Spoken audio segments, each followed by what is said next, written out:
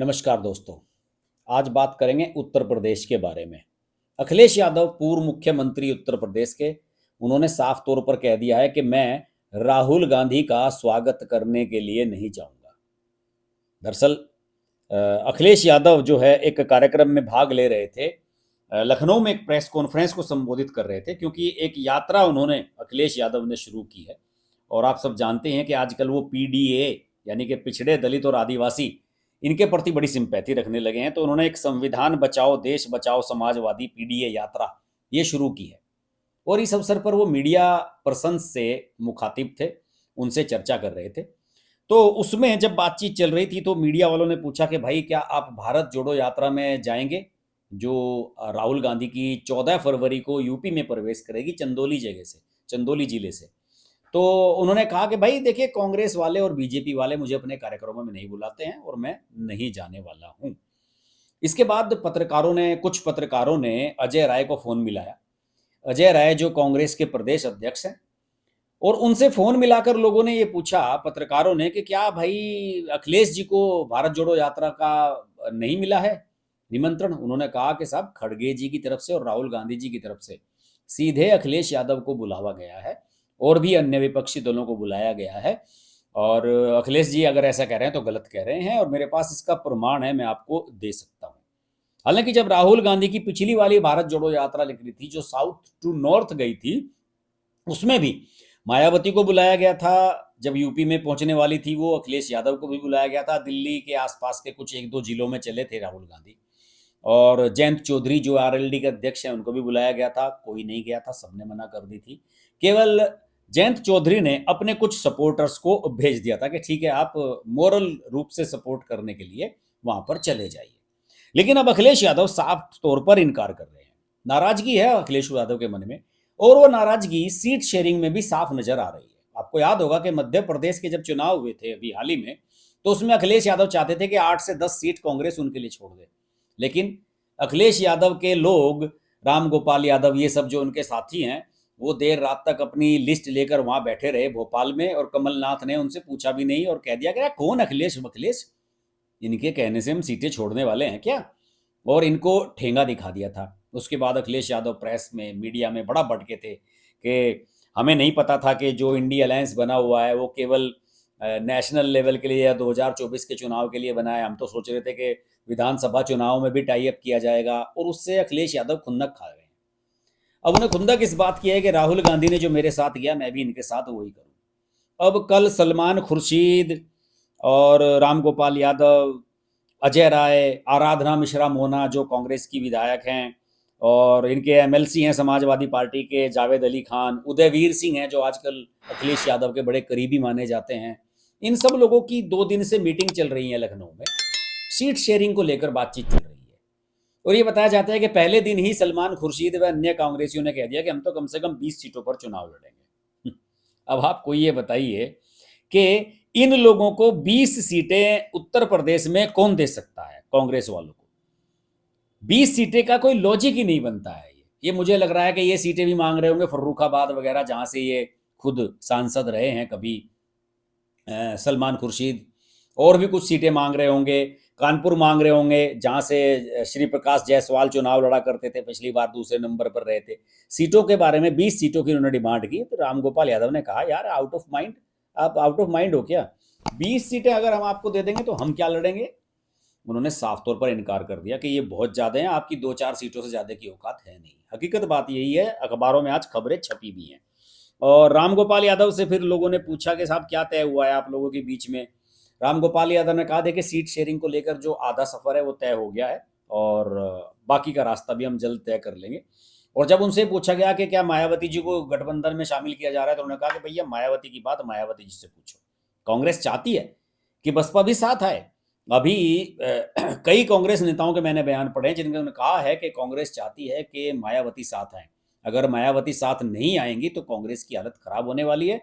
India alliance को हवा नहीं आने वाली है उत्तर प्रदेश में। और आरएलडी जो जयंत चौधरी की पार्टी है, वो भी चाहती है कि कांग्रेस, ये सब लोग साथ आए तो मायावती जरूर साथ आए। लेकिन अखिलेश यादव नहीं चाहते। अखिलेश यादव ने 2019 में इनके साथ गठबंधन करके देख लिया, बहुत मौका परस्त हैं। तुरंत झटक कर हाथ आगे निकल जाती हैं मायावती, और अखिलेश यादव जो है वो खुंदक खाए हुए हैं राहुल गांधी से भी और मायावती से भी, दोनों के साथ वो निगोशिएशंस नहीं चाहते। दूसरी ओर आंकड़ों की अगर मैं बात करूं, 2019 में जब लोकसभा चुनाव हुए थे तो उत्तर प्रदेश में बीजेपी को 49.56% वोट मिले थे। मायावती की पार्टी को सेकंड नंबर पर रही थी वो, बसपा को मिले थे 19.26%, समाजवादी पार्टी को 17.96% मिले थे, कांग्रेस को 6.31% वोट मिले थे, अपना दल जो बीजेपी की पार्टनर थी उसे 1.21% वोट मिले थे, 2 सीटें जीती थी अपना अपना दल ने, और अजीत सिंह की पार्टी राष्ट्रीय लोक दल को 1.69% वोट मिले थे। और कांग्रेस 1 सीट जीती थी रायबरेली की, और 3 सीट ऐसी थी जहां पर दूसरे नंबर पर रही थी। आपको शायद याद भी नहीं होगा, एक तो अमेठी की जहां स्मृति ईरानी ने राहुल गांधी को हराया था, एक फतेहपुर सीकरी वाली सीट थी जहां राज बब्बर दूसरे स्थान पर रहे थे, और एक सीट थी कानपुर की जहां से पुराने दिग्गज कांग्रेसी श्री प्रकाश जायसवाल साहब जो केंद्रीय मंत्री भी रहे, उनका बड़ा दबदबा है वहां, वो दूसरे नंबर पर रहे थे। तो केवल 3 या 4 सीटों तक सिमट चुकी कांग्रेस 20 सीटें अगर मांगेगी तो अखिलेश यादव देने वाले नहीं है। आज कांग्रेस की जो स्थिति है वो राष्ट्रीय लोकदल के बराबर लगभग हो गई है, वो एक क्षेत्रीय दल की हैसियत में है उत्तर प्रदेश में, तो उसे इतनी सीटें कैसे मिल सकती है। और फिर देखिए, अगर आंकड़ों की मैं बात करूं तो 2019 में 8 विधानसभा क्षेत्रों में कांग्रेस आगे निकली थी, पूरे जो 403 सीटें हैं लोकसभा चुनाव के वोटों के हिसाब से। और जब अभी 2022 में चुनाव हुए विधानसभा के, तो केवल 2 विधायक उनके चुन कर आए हैं, एक तो आराधना मिश्रा मोना जो प्रमोद तिवारी की बेटी है, और एक सीट और उनकी आई, 2 सीटें आई। तो वो किस हिसाब से 2 आप सीटें जीत पा रहे हो विधानसभा की, और आप 20 लोकसभा सीटों की बात करोगे, कौन मानेगा आपकी।